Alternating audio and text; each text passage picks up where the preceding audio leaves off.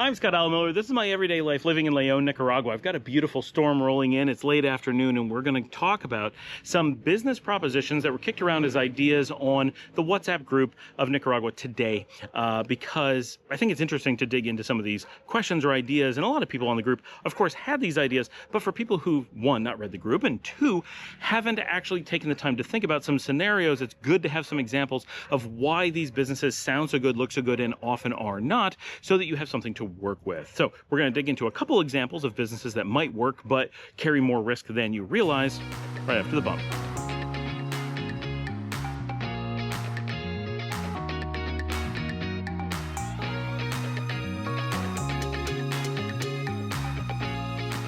We had a couple examples of investment opportunities come up on the channel today, and these are important because they sound so good, and often people get feedback from people who are like, well, I've done this and I make money. It's a great way to make money. Well, a general rule of business is if someone can tell you to go do a thing, it's not a good idea. This is business 101, right? You can't just repeat what someone else does and have it be reliable. And here's why. If it was truly a good business plan, then the person who discovered it first, one, is not going to share it with you, and two, is going to do it, prove that it works, go to a bank or go to a venture capitalist or go to an investor, or if you're Nicaraguan, go to an expat and raise money to do this. In this particular one example, someone needed like $30,000 to start this type of business, and they felt it was so reliable. But if it was truly so reliable, an expat would step in with $300,000 and do it 10 times just like that, if anyone actually evaluated it and thought that was a good idea. So there's something wrong with it, and we're going to dig into that. So two examples are going to dig into. One is buying cars to be taxis, and the other is Airbnb, just to give you guys some ideas. So let's dig in first to each of these as a general thing. In both cases, we have a local who has told us that they are good business opportunities. Okay, that may be true, and we're going to just assume that this person is telling the truth. He has evaluated his own investments. This is different people, but they're both locals, and they felt that they have been a good opportunity, that they've done an investment and it has made them money, so they're happy with it. So let's talk about this. One, we need to understand what they see as being a good return. Are they happy with 5%, 10%, 20%? What are they getting for their investment? And is that something that is repeatable? And is that something that's available to us as an expat? We need to understand all three of those things to even begin a discussion like this. And I'm sure there are aspects of this that we're not even thinking about. But let's start with the first one.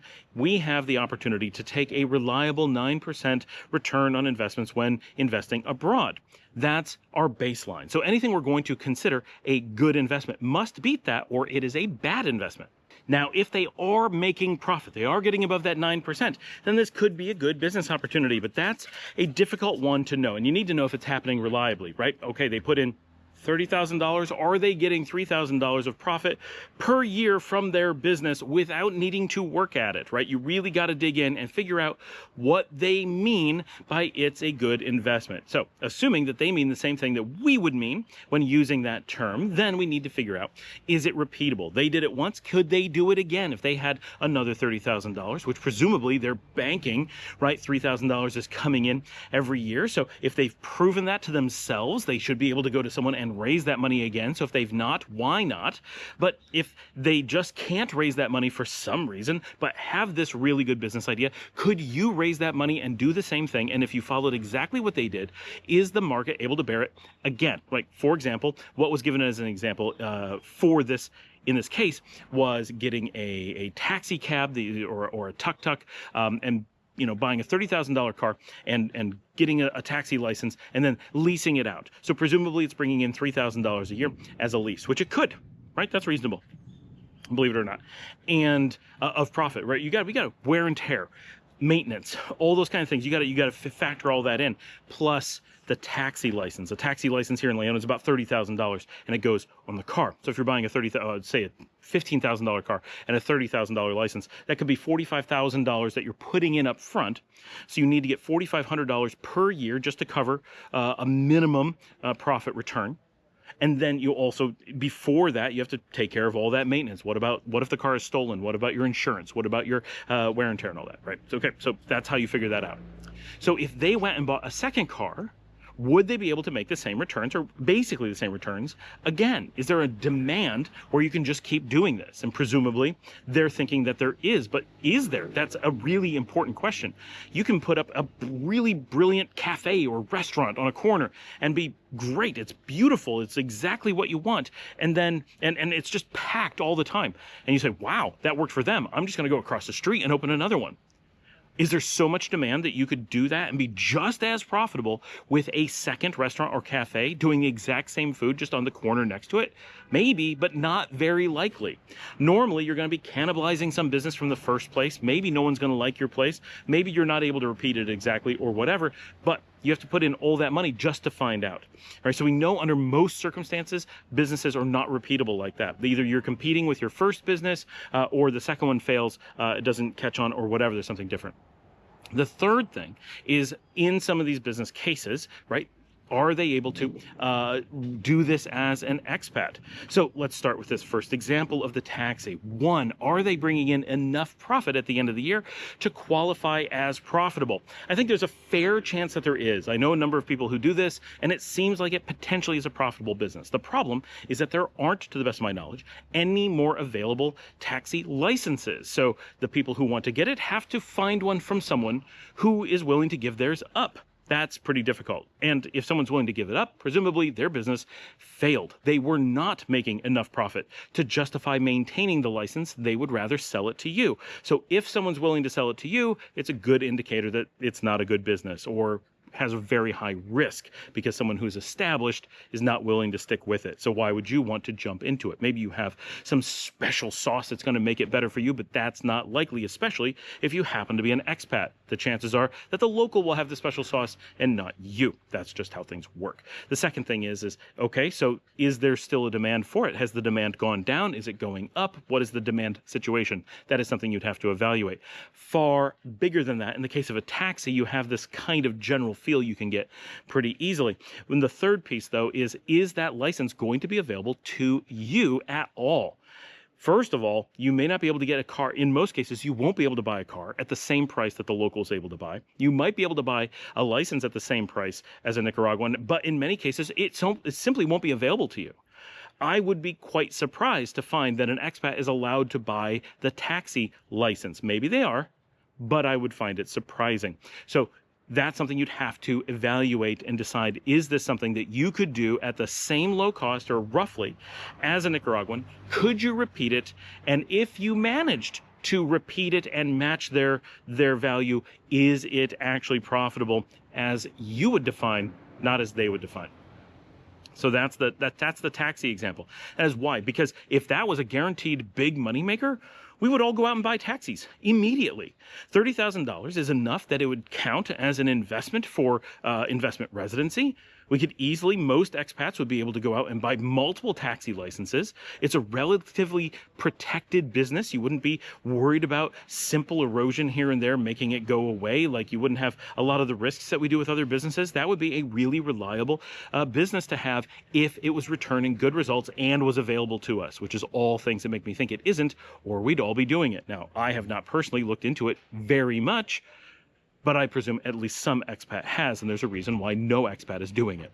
Now, the second one is a much more accessible one. That is opening Airbnbs. And I can guarantee you that there are opportunities, and this is dangerous because as soon as I give someone wiggle room, they will jump all over it. Well, if anyone can make money, I can, right? That is the thing we all feel about ourselves. So Airbnb is something that has the possibility of making money here in Nicaragua, or just about anywhere as long as it is allowed.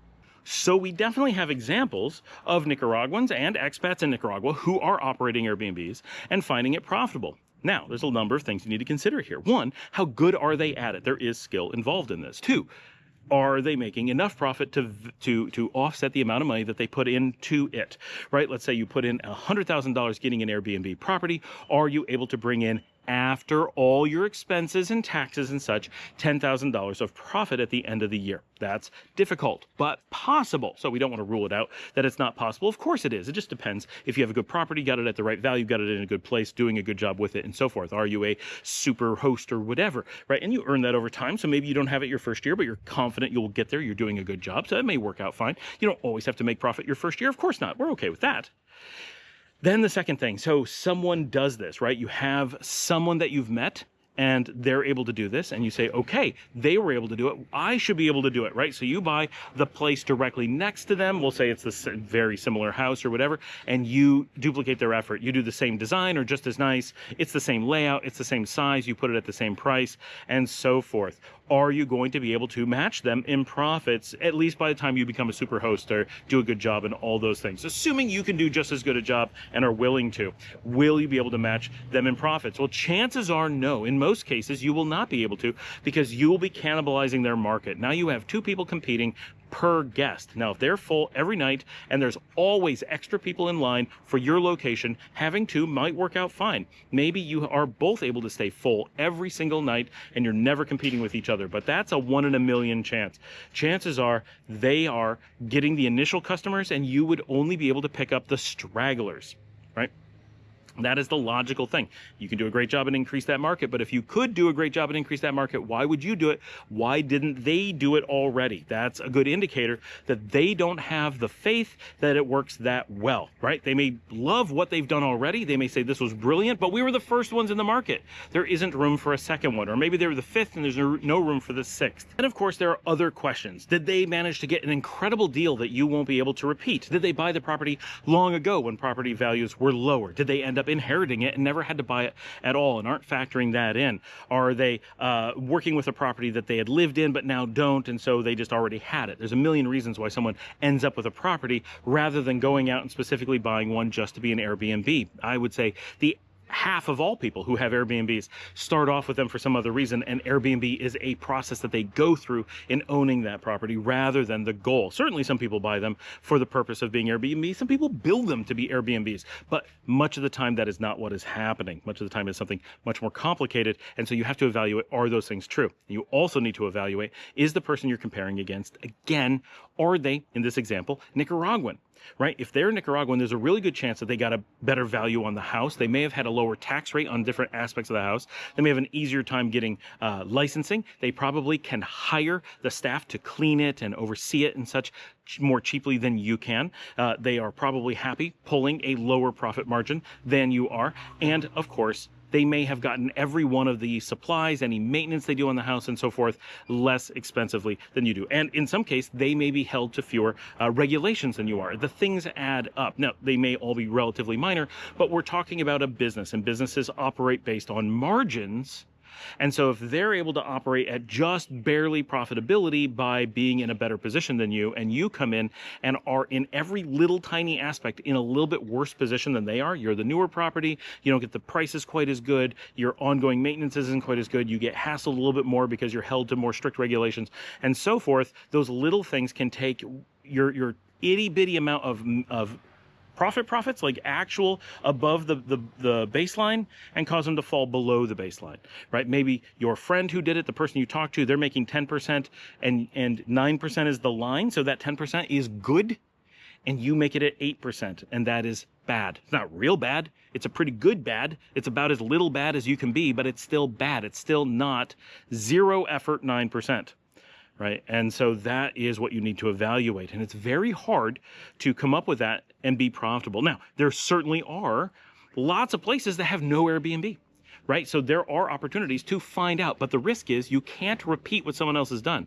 You can't look at someone in Managua who has an Airbnb in a beautiful neighborhood and go, wow, it worked for them, so I'm going to go into this barrio and do the same thing. No, you have completely different demographics, completely different potential tourists, completely different travel. You can't go into Boaco and say, well, there just isn't any Airbnb in Boaco, so I'm going to put one there. Of course, you're allowed to, but is it going to be something that you can predict how valuable it's going to be? Not at all, because you have no idea what the demand is. There's nothing to base it off of. The market is too small and there's no comparable, and even if there was a comparable, you would be in a situation where your entering the market would completely change things for everyone. I thought that these were good examples to run through because they were simple businesses that people repeat. Hey, people say that these are great business ideas, and the whole concept of someone told me it's a great business idea generally means it was a great business idea in most cases, but will it be for you? No, probably not. In most cases, especially as an expat in a new country, the chances that something that worked for someone else, whether it's an expat who's been here a long time or a Nicaraguan who lives here and has local resources, has known about things for a long time, has gauged things, just has way more knowledge than you. Even I, have so many advantages compared to someone new coming into the country, that going out and trying to do a repeatable business, right? That doesn't work in the United States, right? If that was a guaranteed thing, if you could just go and find simple businesses that made you good money, then people would do them all the time. Franchising a McDonald's is not guaranteed money. They still go out of business. Franchisees still close up shop, sell their franchises, simply go out of business, sell to other chains, right? And these are some of the most reliable things you could possibly imagine. They have so much training, so much track record, so much information, and make you go through so much vetting before you do it. And you have to come up with so much money, and still they go, ooh, I should just cut and run. I was just in Texas and saw a brand new business that made it 6 months. They paid for a big franchise, just like McDonald's, not that big, but a big one. They did all new stuff in a beautiful location, beautiful everything. They didn't have enough money to make it 1 year. They lost millions putting in a brand new building, paying for all the franchise rights, training all the staff, getting all the inventory, getting up and running, just to go, I don't know, maybe 3 months of running like a normal place before they said, oh, bad idea. We just close it down and give it all away, because they didn't manage to sell it. They didn't manage to transfer it. It was just gone, right?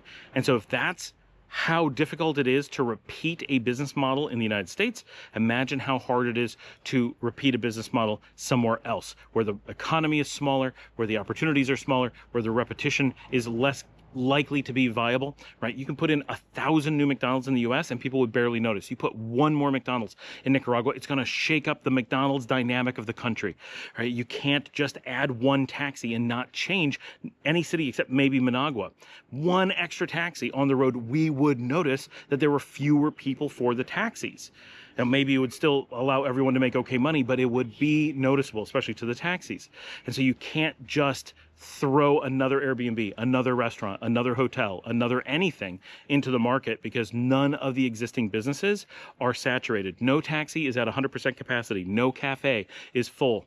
No restaurant is packed. No hotel is sold out. No Airbnb is at 100% capacity. So every single business you do is cannibalizing another business until you come up with something that is completely unique and doesn't take money out of the economy. There just isn't enough to go around. So you're always sucking it out from somewhere else, unless you come up with a business that is run from Nicaragua but sells its services or products or whatever to the outside, whether it's by pulling in new tourists or new expats that didn't exist previously. That is one way to do it. Or you create a product that you ship out of the country in boxes and sell somewhere else. That would do it.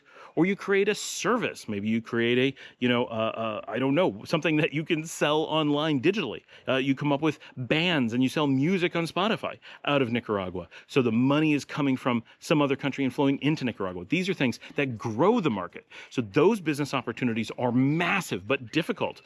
And if you want that just simple, don't have to know anything about business, I'm just going to go buy some stock thing that everybody thinks of, there's essentially no opportunity, because there's endless people who want to do it, and it's already been tried and true, and every single possible thing has to make its money by sucking its money out of the existing businesses that are already struggling.